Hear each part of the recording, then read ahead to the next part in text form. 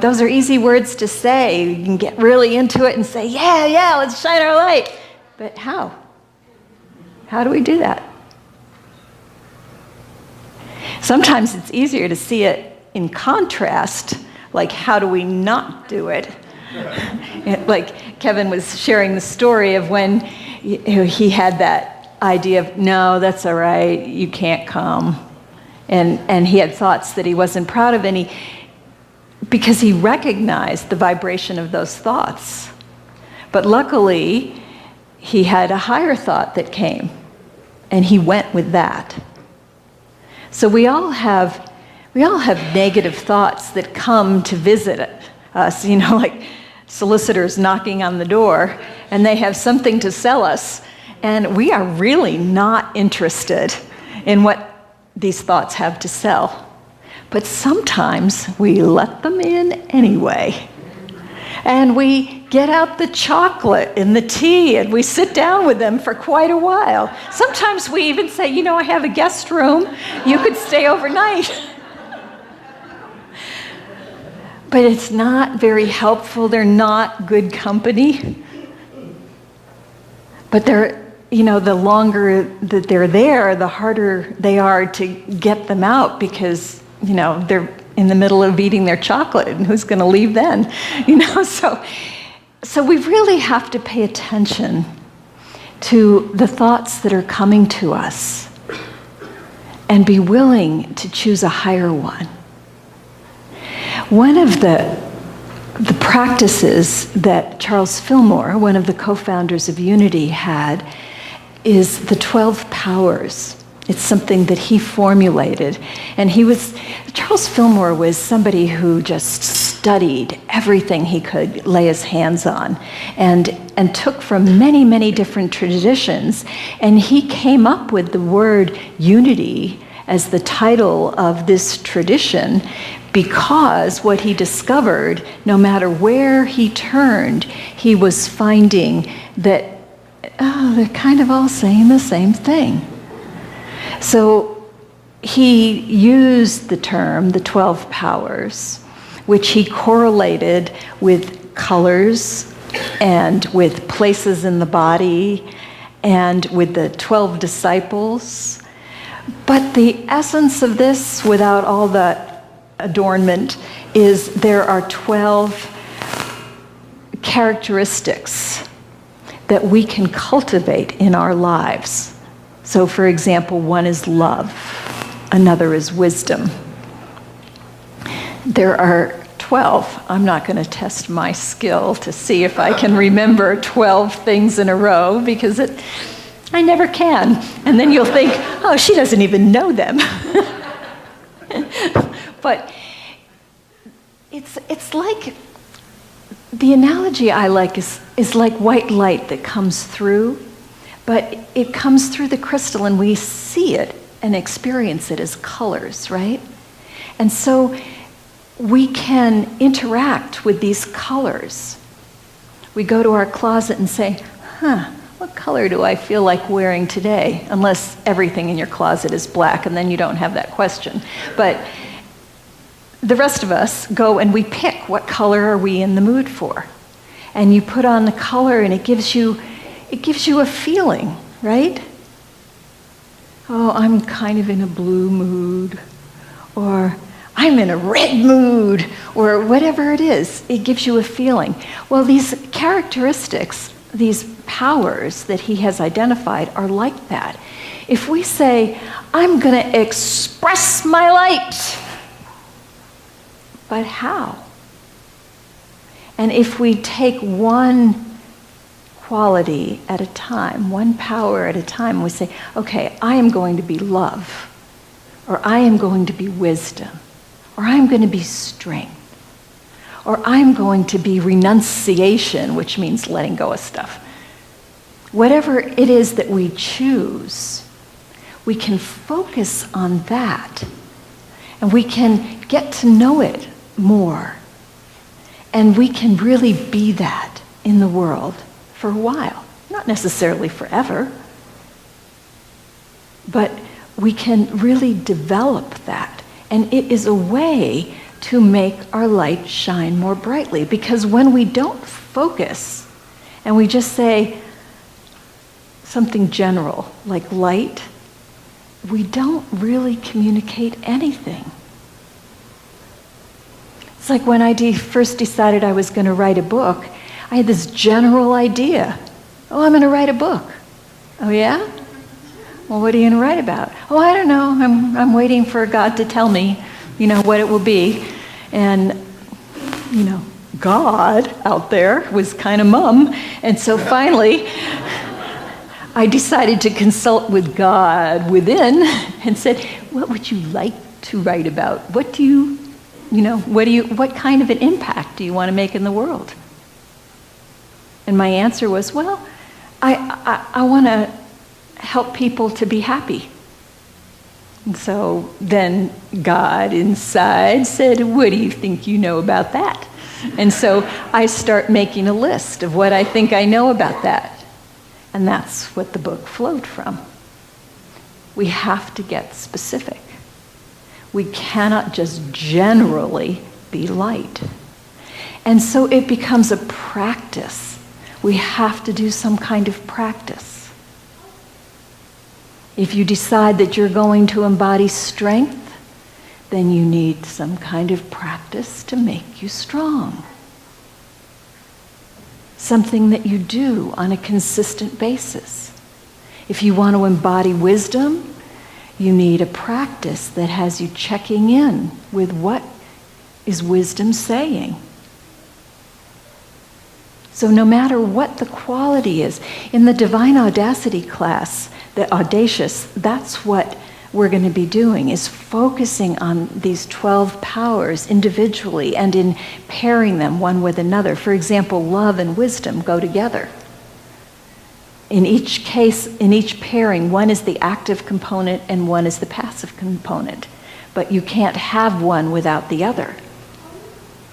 So it's really going to be a dive into these powers and discerning how we can express them more fully so that we become a brighter light. Because we're not here to just show up on Sunday morning and feel great, which we do. We're here to transform our lives. We're here to wake up and become brighter and brighter all the time. And that doesn't happen randomly. We have to take action. That's the fifth principle with unity. The fifth principle says it's fine to have all these principles and to spout all these truths, but you have to take action. If you don't take action, it doesn't count. You haven't really accomplished anything. And we are here to accomplish something. We are here to light the world. I want to share another poem with you today. Some of you know Donna Benjamin. Donna was so excited to come here and be a member, and she no sooner got here than her father got really sick, and then she had to go down to California to be with him, and then he got better and she came back and she was all excited, and then she had to go to Hawaii for a few weeks. And while we're trying to sympathize with her, she's actually missing us. And so she wanted to stay connected, and she offered to write poems to go along with the talk. And she said, if you happen to know what you're talking about in advance, I thought, oh, well, maybe at least a week in advance I have half a clue, but that's the best I can do. And so I told her I had this image of an open door. It just kept coming to me, and I couldn't quite figure out how it was coming together, but what I've realized is when we talk about really living an audacious life, it's about stepping through this door and letting our light come through. So she wrote a poem about the open door image, and I'm going to share it with you now. It's called Abre la puerta. Abre la puerta. Abre la puerta. Mother Nature cries. Open the door. Open the door.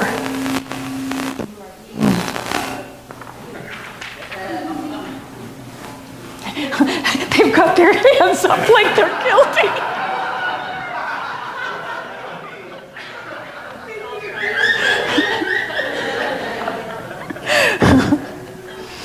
All right, let's try this again. Abre la puerta. Abre la puerta, Mother Nature cries. Open the door. Open the door. You are being held back by imagined barriers. Your mind is playing cosmic tricks on you. Just open the door. It is not closed, except in your thoughts, in your belief, in your opinions. Imagine life with the shutters wide open to witness the majestic scenery right in front of you. Abre la puerta. Abre la puerta. Innocent children plead, you are the ones you have been waiting for. And you will lead us to a grand and glorious future. Believe it. Know it. See it. We crawl and walk and prosper, guided by your immeasurable love. Trust this to be true. Abre la puerta. Abre la puerta. Elders amplify their messages. You are growing old to tell the stories, much needed tales of healing and growth, of becoming the fine aged wine of truth and glory. No holding the door closed, thinking you are done. The lines on your face are all part of the story. Cherish each one. The door is still open. Abre la puerta. Abre la puerta. God is calling to you. Keys are waiting for you. No need for suffering or waiting. Just reach out and feel them as they unlock all the pent-up frustrations, doubts, fears, and concerns about not being enough. You got this. God knows this and wants you to open the door. Open the door. Open the door. You are free now to open the door.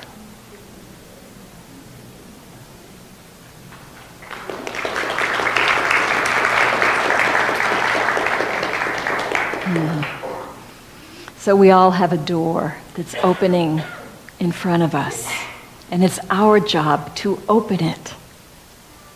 It's our job to step through, to find a way to be more of who we came here to be, to let the sun come through us. If it's been gone, it's not because it went anywhere. It's because we had the door closed.